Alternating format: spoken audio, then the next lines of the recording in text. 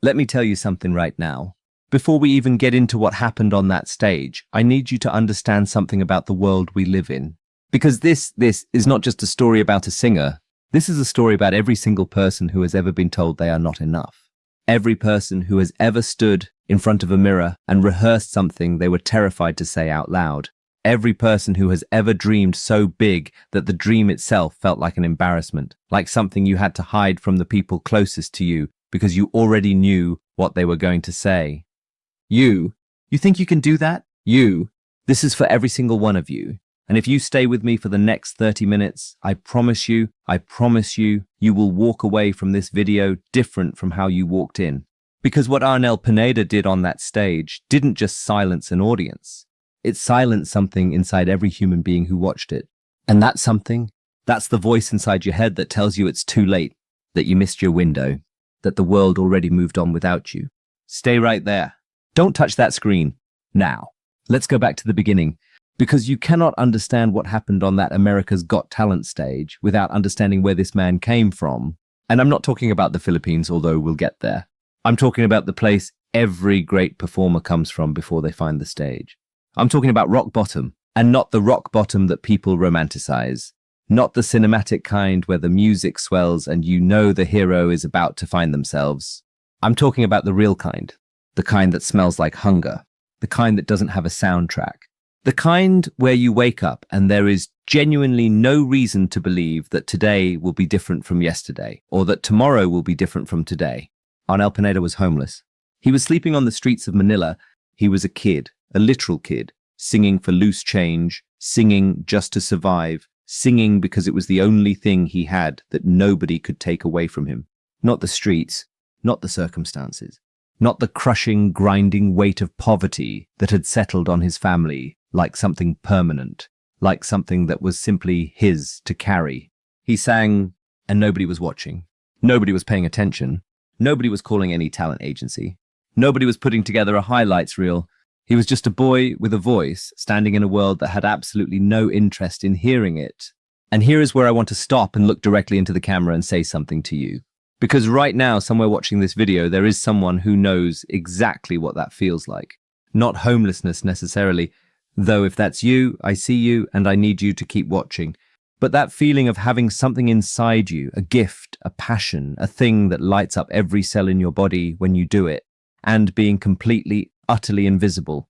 You sing in your car and you sound incredible, and then you park and you walk back into your life and that version of you disappears. You write in a journal that nobody reads. You draw things that you roll up and put under your bed. You have a voice, maybe literally, maybe metaphorically, and the world has given you absolutely no signal that it wants to hear it. That's what Arnel had. That exact feeling, multiplied by years, multiplied by desperation. But here's what Arnel also had, and this is the part that matters. This is the part I need to slow down on and let breathe for a second. Arnel had obsession. Not discipline. Not a routine.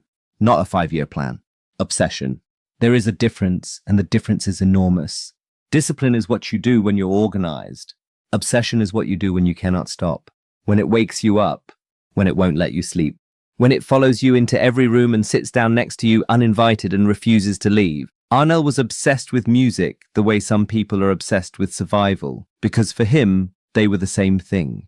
Music was survival, not as a metaphor, literally. The notes coming out of his body were the things standing between him and complete erasure. He taught himself to sing by listening to the greatest rock vocalists who ever lived. Steve Perry, Don Henley, Lou Gramm, Robert Plant. These are not easy singers to imitate.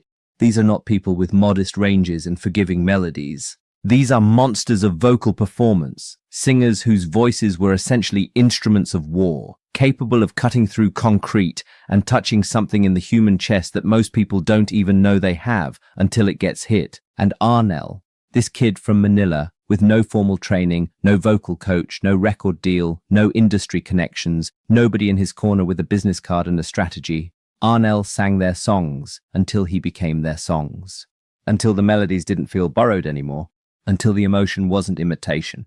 Until the voice coming out of him wasn't a copy of someone else's gift. It was an evolution of it.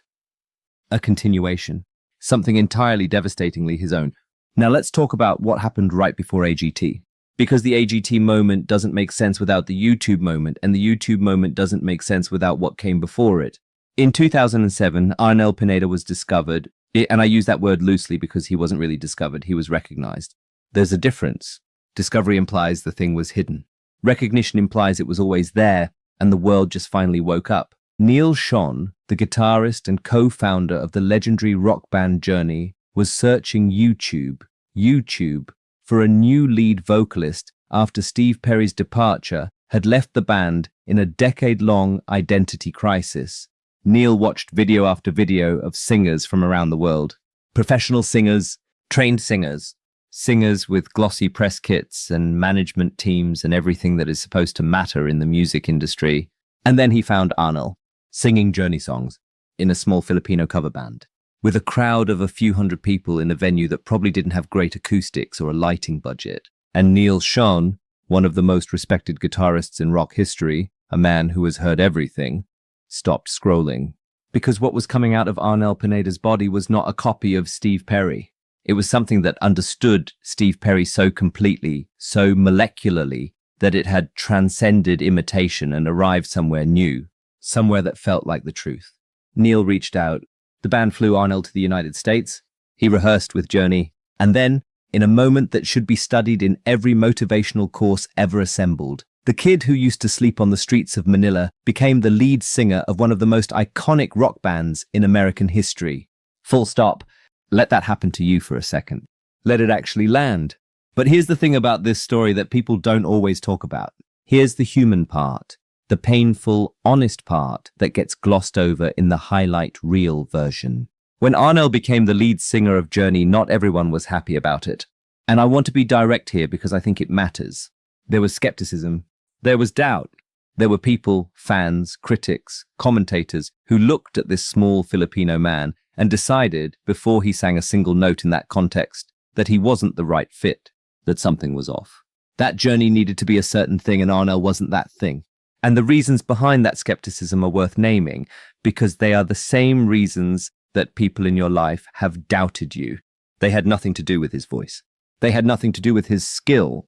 They had everything to do with where he came from and what he looked like and whether he fit the image that people had already decided was the correct one. Arnel Pineda walked into that doubt and he sang through it every night, every show, every arena. He didn't argue with the skeptics. He didn't write long responses. He didn't hold press conferences to defend his legitimacy. He opened his mouth and he reminded the world, night after night after night, that the human voice does not have a nationality. That emotion does not require a visa. That when you have truly been through something, when your suffering has been real and your hunger has been real and your love for the thing you do has been forged in circumstances that most people will never understand, it comes out of you on stage in a way that no amount of training, no amount of industry positioning, no amount of anything can manufacture. And then came America's Got Talent. Now I want to set this scene for you properly because the setting matters. Because context is everything. AGT is not a small stage. It is not a local competition. It is not a regional talent show where the stakes are a trophy and bragging rights at the next family gathering. AGT is a coliseum. It is a place where ordinary people with day jobs, people with doubts, people who have rehearsed in their bathrooms and their garages and their cars, walk out in front of thousands of people in the room and millions more watching at home. And they put everything they have on the table and they wait. They wait for the judges, and the judge they are all waiting for, the one whose opinion carries the weight of the entire room, is Simon Cowell. Let me tell you about Simon Cowell, because if you don't understand him, you don't understand why what happened next matters as much as it does. Simon Cowell is not a villain. I know that's how he gets portrayed sometimes. The cold Englishman with the high-waisted trousers and the deadpan delivery who crushes dreams with a raised eyebrow. But that's not what he is. What Simon Cowell actually is, and this is the uncomfortable truth, is honest. Brutally, uncomfortably, sometimes painfully honest in a world that is absolutely full of people who will smile at you and tell you you're wonderful and send you home feeling great about yourself while doing absolutely nothing to actually move your life forward. Simon Cowell has seen everything. He has heard everything. He has sat in that chair through thousands of auditions and watched the full spectrum of human performance, the breathtaking and the mediocre and the disastrous and the bizarre. and he has never, not once, pretended that something was better than it was just to make someone feel good in the moment. Which means that when Simon Cowell is surprised, when something actually penetrates that armor, when something lands on him in a way he was not prepared for, you know it's real. And when Arnel Pineda walked onto that AGT stage, Simon Cowell was not prepared. The audience didn't know what to expect. You have to understand the dynamics of that room. When someone comes out who is not the standard image of a rock star, and Arnel Pineda, let's be real, does not walk out looking like what most people have been conditioned to picture when they hear legendary rock vocalist, there is a particular kind of anticipatory skepticism in a room like that. Like, it's not malicious. It's just human. People have patterns. People have expectations. People have a mental image of what a thing is supposed to look like. And when the thing in front of them doesn't match that image, there's a half second of recalibration that happens. And in that half second, doubt creeps in. And then Arnel opened his mouth and everything stopped. Because what came out of that man, what poured out, what erupted out, was not a performance. It was a confession. It was 30 years of hunger and homelessness and streets and survival and sleeping in doorways and singing for coins and watching the world refuse to look at him. It was every night he sang with Journey while someone somewhere wrote something dismissive online. It was every moment he had ever been underestimated, overlooked, written off, categorized incorrectly, placed in the wrong box, handed the wrong label. It was all of that, compressed into a human voice and released into a room that had no idea what was coming. The audience erupted before he finished the first chorus. Not polite applause, not the obligatory clapping that audiences do to be encouraging. I mean the kind of eruption that happens when something true enters a room, when something real lands, when a crowd of thousands of strangers, all with their own lives and their own problems and their own noise and their own reasons for being distracted, all simultaneously feel the same thing at the same time. That is not something you can manufacture. That is not something you can rehearse your way into if the foundation isn't there. That only happens when the thing coming off the stage is genuinely, uncomplicatedly, unavoidably real. And Simon Cowell sat there. I want to describe what Simon Cowell's face looks like when he is genuinely moved, because most people have only seen two settings on Simon Cowell, bored or dismissive, and enthusiastically supportive in the theatrical way that television sometimes demands. But this was a third setting, a rare one. It was the face of a man who has spent his entire professional life building walls, necessary walls, professional walls, the walls that allow you to sit in judgment of human dreams without being destroyed by the weight of it, and watching those walls come down, involuntarily, because he couldn't help it, because Arnel Pineda's voice was not asking permission to affect him. It was simply affecting him. The standing ovation came. All four judges, immediately. And I want you to notice something about a standing ovation from Simon Cowell. He doesn't give them out like party favors. He is not the kind of man who stands to be polite. When Simon Cowell stands up in that theater, it is a statement. It is him saying, "You have exceeded what I thought was possible in this moment. You have gone past the ceiling I had set for you before you walked out here." And then he spoke. And what he said, and I will let the footage speak for itself, because this is the part where my words are insufficient, was essentially this. I did not see this coming. I did not know what you were about to do. And I have been doing this long enough to know that genuine surprise is rare and genuine greatness is rarer still. And what just happened here was both. Now, I need to pause because I promised you at the beginning of this video that this wasn't just a story about a singer. And we are now 30 minutes into this and I need to make good on that promise. Because what Arnel Pineda represents, what this moment represents, is a solution to something.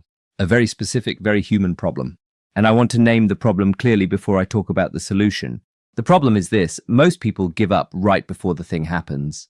Not years before. Not decades before. Right before. There is a specific cruelty to the timing of most people's surrender. You have been working on something, a skill, a craft, a dream, a direction, and you have been working on it for long enough that the initial excitement has worn off and the results haven't arrived yet, and the gap between where you are and where you want to be feels not like a manageable distance, but like a fundamental verdict on who you are and what you deserve. And in that gap, the voice starts. And the voice sounds reasonable. It sounds logical. It says, look at the evidence. Look at how long you've been doing this, and look at where you still are. Maybe this isn't the thing. Maybe you're not the person. Maybe it's time to be realistic. Lea Salonga heard that voice. Lea Salonga, one of the greatest musical theatre performers in history, the voice of Jasmine in Aladdin, the voice of Mulan, the woman whose instrument is literally the stuff of legend, had moments where the path wasn't clear, where the world wasn't simply handing her everything because her talent was obvious. She fought. She auditioned. She was told no and not yet and maybe and come back later, and this isn't the right fit. She had to become Lea Salonga through a process that included doubt and struggle and the specific anguish of caring enormously about something that has not yet confirmed that it cares back. Arnel Pineda slept on streets. What's your version of that? What is the specific form that your obstacle takes? Because here is what I genuinely believe after watching this story and stories like it for years. The obstacle is not the problem. The obstacle is actually the data. The obstacle is telling you something real. Not that you should stop, but that the thing you're pursuing matters enough to be difficult. Easy things don't require this much of you. The things that ask you to give everything, to sacrifice comfort, to be misunderstood, to keep going in the face of silence, those things are asking that of you because they are worth it. Because on the other side of that difficulty is a version of you that cannot be manufactured any other way. There is no shortcut to what came out of Arnel Pineda on that AGT stage. You cannot get there through shortcuts. You cannot get there through easy years and smooth roads and everything going according to plan. That voice, that specific, devastating, soul-level authenticity was built in doorways and street corners and years of nobody watching and keep going anyway. It was built in the gap. It was built in exactly the place where most people stop. So what do you do with that?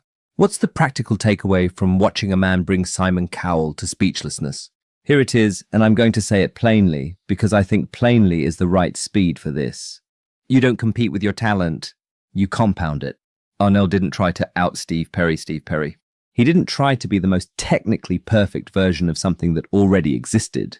He took everything that the greatest rock singers had ever done, and he ran it through the filter of his own life, his own suffering, his own hunger, his own survival.